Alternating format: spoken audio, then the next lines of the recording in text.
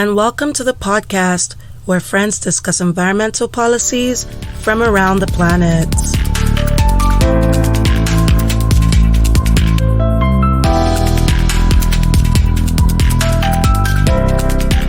Hello, and welcome back to another episode, which is on our break, to the Planet Policy Pals podcast. I am joined here with my co-host Ala, and we are back with our second part with Miss Ibim Semenitari. We are talking about the Soot problem in Port-Harcourt region of Nigeria, and we have discussed it with her in detail in part one, the intro to the problem and what she has felt is a personal problem and how her professional experiences have helped shape the actions that she's taken. So welcome back, Ms. Ibim Semenitari. Thank you for being here. Thank you, Ajwa. Thank you, Ala. How have you been keeping? Good. We've been good. We have been entertaining you, we hope. Oh, well, it's been interesting. Yes, of course it's interesting, Mai. I'm interesting. Ala, this is not about you. Well, okay. Honestly, that's why I love this episode. It has been just so fun hearing you guys just interact with each other. It's thoroughly very enjoying and also very informative because you guys talk very smartly. Oh my God. Thank you, Ajwa. Mommy, it's she true. said I was smart. My goodness. Ajwa. Okay, Ajwa, yeah. can we have this? This is why. Can we have this session without Ala in it? Can we? Yeah, you know, I'll see if I can mute her out. Oh, look at you guys. You guys are funny. Ha ha ha. We are hilarious. Thank you so much. So, yeah, guys, you should also listen to us and follow us on our socials where you will get fun little snippets. We'll make sure that we put this banter out separately for you guys to enjoy. But find us on Twitter at Planet Policy Pal, Instagram at Planet Policy Pals, and like our Facebook page. Speaking of social media, there are pictures on social media that are posted, especially during the height of the pandemic, of face masks that people had covered in black powder. Now, beyond the physical effects, how do you feel the current situation has affected the mental health of an average citizen? So here's something interesting. The Rotary Club of Port-Harcourt Echo, like you know, had this big conference, Soot conference. Now, at the pre-conference meeting with stakeholders, one of the professors who spoke to us talked about the effect of the Soot on mental health. And I was literally shocked. I was shocked to hear him say that the Soot causes irritability. And so people are having shorter fuses and it's causing irritation such that people are not able to be a bit more accommodating. And so tempers are getting shorter. Now, that was something I would never for the life of me have thought about. But that's something that, this professor put out there. And I guess Allah, who understands the chemistry and, would be able to explain it. But I'm a lay person. I have no clue, what happens with chemical reactions.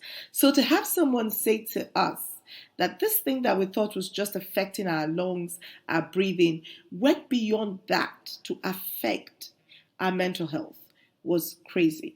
I wouldn't think either. I never really thought that would actually be a problem. We only think about the physical aspects, right? So this is very interesting to me. Yeah, I mean, for me, it was an eye-opener, And so when you even think about that, the fact that people are very short-tempered, and, one of the things, so that takes us back to the militancy. Now, the Niger Delta region was known for a lot of militancy some time back, occasioned by people agitating for better conditions for communities because of the oil, degradation of the environment caused by oil. But there again, one then begins to understand why the average person, on the street, is unable to gets into tempers very fast, is losing their cool so easily. And here am I hearing that the Soot affects that, So, yeah, in terms of mental health, we're finding more people, a lot more irritability, I would say. But there's also the aspect of it that I don't know how to explain this. This is not my area. I'm not a medical person. I'm only just repeating what people who are in that field have talked about. But even the mere fact, that people are having hotter temperatures and people are having to care more for people, it does stretch you. It stretches people's nerves. So people are getting very, what's the word for it? What's the word when you just get exhausted and tired, mentally and physically exhausted. So there's a lot of that as well. Now, I don't know if that is a mental health situation or just a physical reaction. What would that be? I mean, of course, like you talked about, you're exhausted. There's that mental fatigue when you're constantly living in a state of survival. In my opinion, that becomes an issue. But speaking to the chemical sides of things, and again, keep in mind, guys, I'm not like a medical professional, but if we think about the fineness of these particles, right? We talked about last episode how soot is combined of different types of particulate matter. So some of this particulate matter can be really small, and the ones that go smaller than like 2.5 micrometers, which is just like really small. We call these fine particles. Those are the things that can get into you through inhalation. And studies have shown, and you can check this out, we'll have references as we always do, but studies have shown that these particles can be deposited on the brainstem and the hippocampus. So they can go past your respiratory system. And one thing I do want to point out is you're inhaling metals, you're inhaling hydrocarbons, and they did this study with rats and they found neuroinflammation. And having neuroinflammation, especially in children, experts say can lead to some developmental issues as far as when it comes to your brain. You know what I mean? Yeah. So, but it can also affect something that we're going to talk about in a separate topic later this series, is how particulate matters disrupt our endocrine systems. And of course, that affects your hormones, which affects your reproduction, but that also affects behavior, right? When we throw off hormones. So I think that's a very interesting area of study. And there's studies being done about that all over the world, including in the US. So I think it's a very interesting area for research that could be carried out in the region right now. But yeah, shifting away from this, let's get into what is causing this soot issue.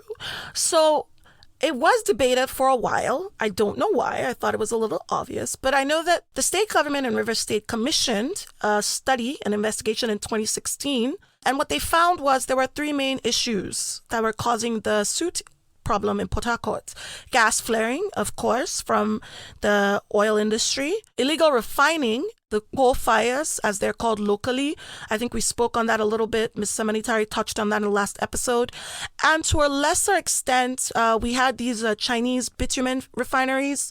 And bitumen is a residue. It's like a thick tar residue product from refining that is sometimes used for roads. You would think with these bitumen refineries that the roads would improve. But anyway, a story for another day. But setting aside this gas flaring issue that has plagued the Niger Delta region for decades now, can you speculate as to the recent increase in illegal refining?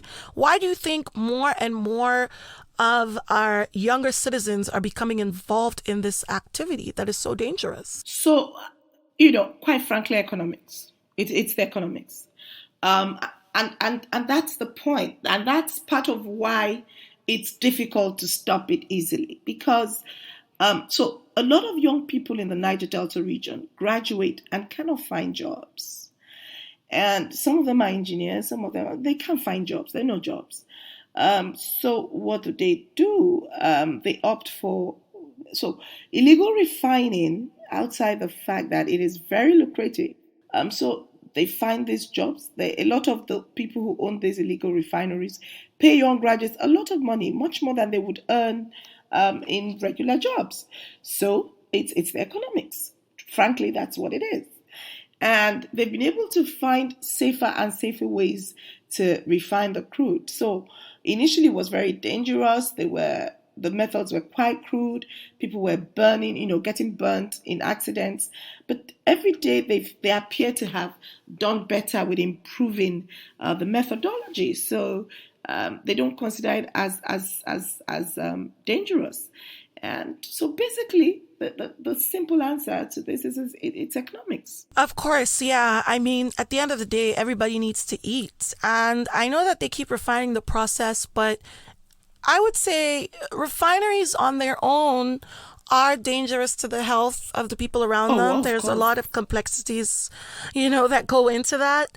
And it's sad, I mean, that they're drawing these people into this because they can't find alternative work. Well, quite frankly, really, Ala, it's very dangerous for them. I mean, they're not seeing the obvious danger because they're not getting burnt up, but just the fact that they're even inhaling those fumes, just that.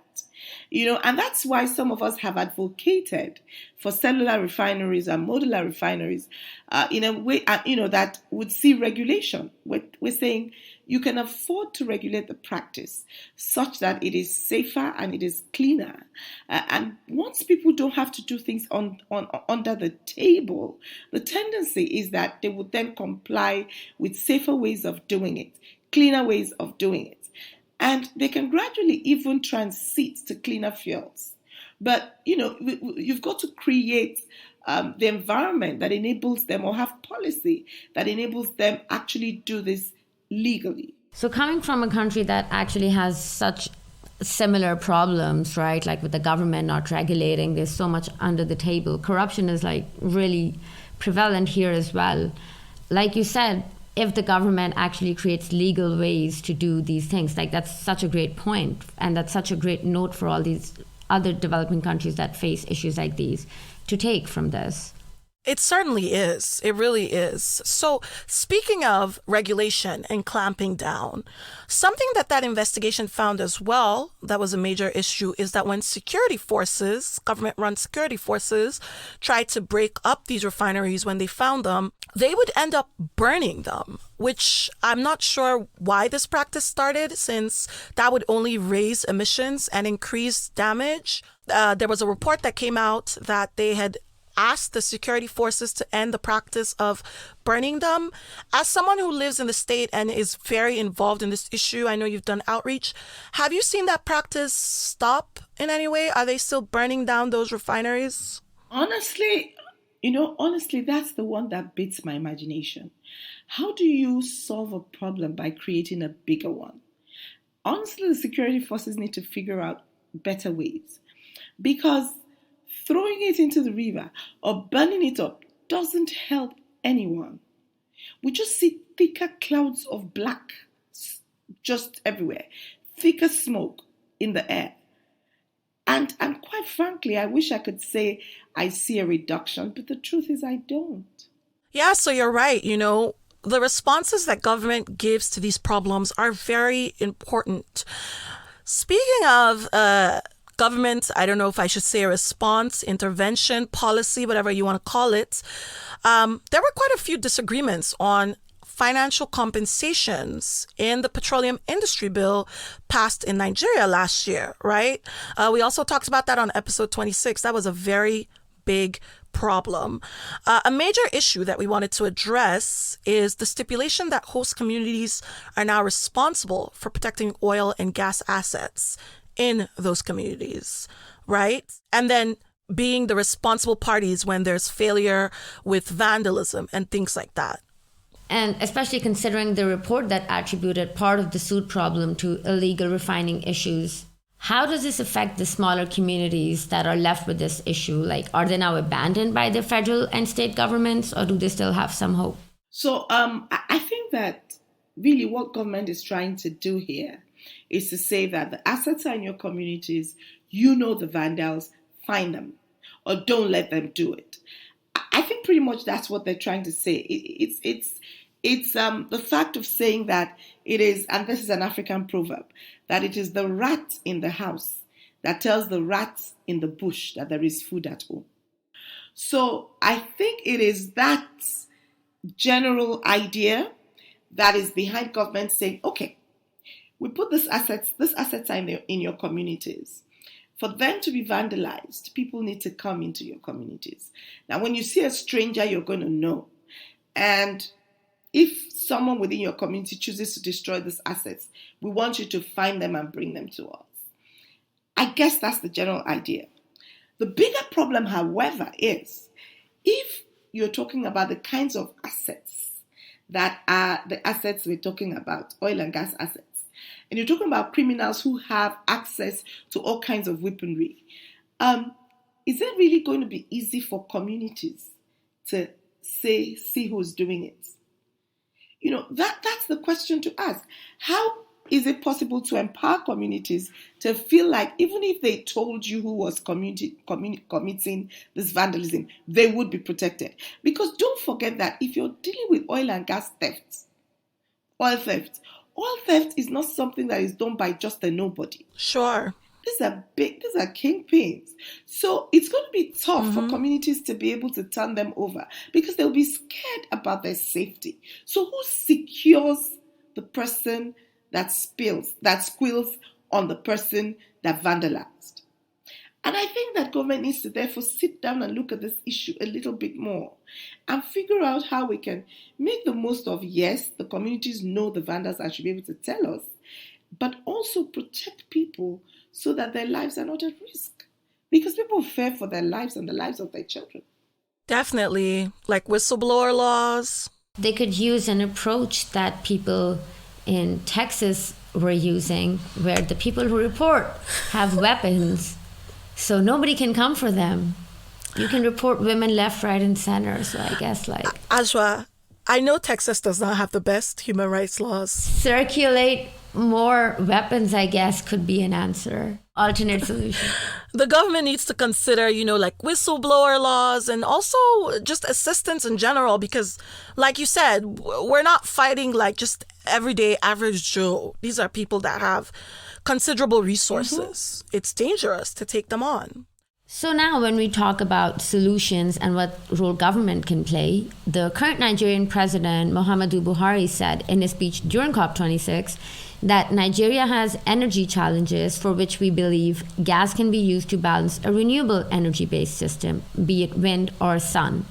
So in his COP26 speech during the Leaders Summit, Nigeria has developed a detailed energy transition plan and roadmap. He talked about a transition to natural gas versus oil, and that's something that I've heard Allah kind of support as well. However, domestically, plans are being made to repair refineries, and in fact, Africa's largest refinery is set to begin operations in Nigeria this year, right? So how do you think the approach of the current administration to environmental solutions, they line up at home and abroad? Okay, so it's considering the fact that we're still flaring gas, a lot of that gas ought to go into energy. And we've been talking about stopping the gas flare for forever, and I'm sure somewhere we'll talk about this some more. Nigeria has set timelines, and we're very good at setting timelines. I have to say this. So we've set timelines, and from Nigeria's timelines, we expect that we had said that by 2025, okay, our electricity generation, for instance, would be 23% from gas in 2025. We want to use a bit more of our gas. We want to use less of, but that all of those are good projections. My worry is what we're actually doing to get there. And you've just talked about the fact that our refineries are being fixed. We've been fixing them for forever.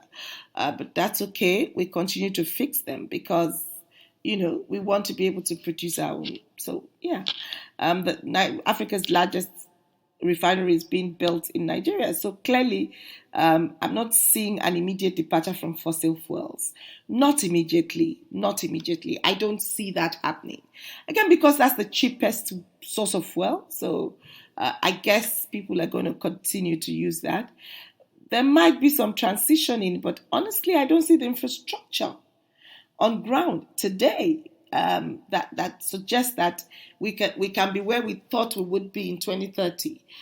So I'm kind of not as optimistic, maybe, but forgive my pessimism. I guess being pragmatic here. I like the fact that the sound bites are there. I mean, that's sound bites from government. Usually sound bites mean that someone is even thinking about it. So perhaps that should be some comfort, even if for some that would be cold comfort. But yeah. But in terms of actuals, as at today, Adjoa, I have to be honest, I do not see a clarity in that roadmap as at today. Now that could change. And that most likely would change. Someone might become president in 2023 and change it.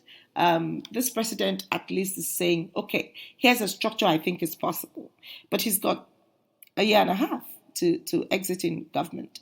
So there's pretty little he can do, boots on the ground. But I guess even the thought of it, having the conversation, that's a good place to start. So let's, I'm basically crossing my fingers. Yeah, let's see how it goes because, like you said, Nigeria is great at setting these projections. And one thing about Nigerians, we know how to talk. We definitely know how to talk. But are we going to be able to follow up? I don't know. Like you said, it's cold comfort, but, a few years ago, people weren't even talking about it. And it's not like situations were any better. So I guess there's that if you want to feel better for a little bit. But what are we going to do at this point? This is a situation that and it's honestly, as a resident, I can't even imagine how bad it is for you guys. And I'm so sorry. And I really hope that people in places of power do step up and actually fulfill the promises that they've made to their people, which is honestly such a real problem with the promises and the gap that there is. And that's why we do this policy podcast also, because we talk about how we can ask for more from the people in power, how we can demand for more. And that's an ongoing effort. And thank you so much, Ms. Ibim, that you have joined us today. You have really shared your experiences, both professional and personal, and also really helped young ones, especially like me, myself. I learned so much today, and just reading about you and all that you've done, it kind of helps us young people create a roadmap for how we can go about our lives and really make a change like you have done. You've really shown with your efforts in your life. You've been an asset to the world, really. Thank you, Adjoa. Thank you. So thank you for coming here. Thank you for joining us today. I'm pretty sure our listeners enjoyed it as much as I did, especially since all these new generations now really want to do something about it. They're all activists. So hearing it from an OG, it's an honor. Thank you so much. Yeah. And I think that is my biggest takeaway from this, how to be a better activist. Yeah. Well, you've been okay, Mai. Thank you, Ala. Okay, Ala. Thank you. No, thank you so much for coming on the show. I think this was a great way to start off our interviews. Thank you for being, I guess, our first guest, kind of our experiment of sorts. I think we're now more prepared for our other guests. I do have one quick question I do want to ask. So we talked a little bit about the Stop the Soot campaign that Rotary Eco did last year. Are they planning to do that again this year? I think they're doing beyond just doing the Stop the Soot campaign. They actually have an action committee, and they have, by that Stop the Soot conference, they have actually kind of gingered people around the region. And there's so many groups now sitting down and taking actual action. I know that they've commissioned a few kind of surveys, and reports. They're engaging with government on this matter. So they're going beyond just talk, and they're beginning to implement some of the outcomes of that conference. And that's a good thing, that's a good thing. And I really want to commend President Emem, who's leading this effort in Nero Wills, and then all the other groups, because it wasn't just Port-Harcourt Echo. They were the lead, if you like, the lead agency, but then they got a group of over 100 people, 100 groups, associations and individuals who were very interested in seeing an end to the soot problem. And even the state government kind of jumped onto the bandwagon. So we're hoping with everybody, Nostra, everyone working, that there would, be an outcome. So I think that they're basically looking at what is the next step. They may have another conference, I don't know, but I know for a fact that they're planning next steps. That is very comforting to hear. Ajwa believes in collective action and the power of the people a lot more than I do. Not like I don't believe, I'm just a little more cynical than she is. Well, she is right. There is strength in numbers. And I think that at the end of the day, there is strength in people power. It may seem like it doesn't all come together, but trust me, with sufficient build-up, I think that there is something that the people can do to change circumstances and situations. And actually, I think that it's a great idea that you're having this thing in Islamabad, and all of that. And I like the fact that you're in the fore demanding that we have more accommodation in communities and societies, that everyone else has a say. I mean, you can't really shut out half of the community, half of the world. It's crazy. You need both hands to hold the sky. Yeah, thank you so much. By the time you're listening to this, she's talking about the Women's March that they just had before we published this episode. So yeah, Ajwa's working on our podcast while she's doing that very important work. I would like to add, like you said, strength in numbers. I just want to kind of share the story. So we go to like these small little communities that are not even like built on they don't have proper infrastructure, right? And we went because we go there to spread awareness and to kind of invite them to all these events that we hold. And over there, they told us how they've been working with an organization called Rosen for the past couple of years, and how they have actually found the strength in numbers, gotten together instead of just being single women trying to just maneuver their way around the world. They got together. Do you know they got their road made in front of the school? They built better infrastructure for their children. They didn't have access to water. They got access to water. So, they came together and they realized that if we demand for something as a collective, it makes a lot more of an effect than it does if a single person is trying to get there.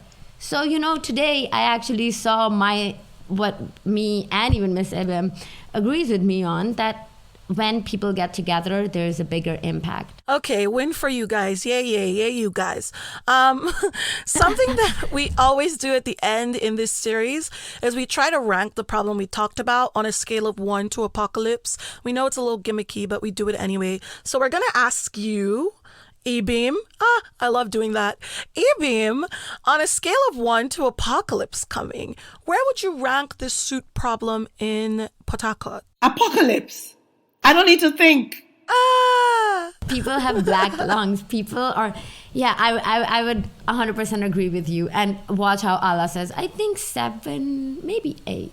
I would rank it a comfortable 9, guys. Apocalypse coming, Allah. Apocalypse. I've been dealing with this since I was a child. You guys, we don't need to say my age on the podcast, but I'm getting older, and I've been dealing with this as a problem, and literally it inspired what I do now. So it's been around for a while. So it's a real issue. And it's getting worse.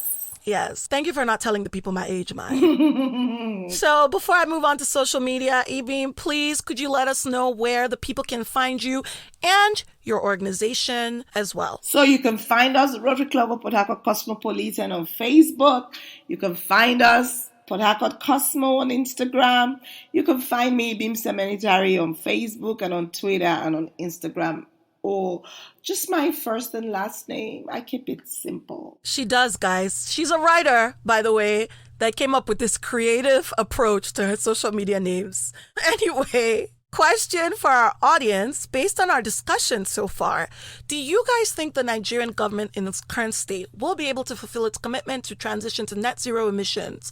Is it even possible without addressing the air and water quality issues that the citizens currently face? I know we have a lot of Nigerians that listen, but we also have people who listen from different parts of the world that may be facing similar issues. So let us know. We are still on a break of sorts for about another 3 to 4 weeks. We'll see how it goes. So less social media posts, slightly shorter episodes. We'll try. But now you're getting interviews, okay? So our break is even bigger and better than ever. We love you guys for listening. Thank you so much. Rate us, review us, send us your audience questions. Guys, we're waiting to get them. Slide into our DMs. We plan to have some other cool guests coming up, including, guys, we have someone from the Green Climate Fund who's coming. And now that we've done Nigeria, trust, we're going to have somebody who's going to talk about an issue in Pakistan. So anyway, look out for all these interviews coming and some other surprises. Find us on Twitter at Planet Policy Pal, Instagram at Planet Policy Pals, and like our Facebook page.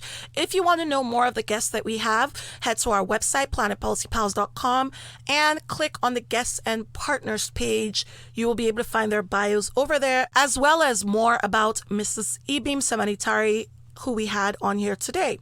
You guys stay awesome, and as always, keep learning.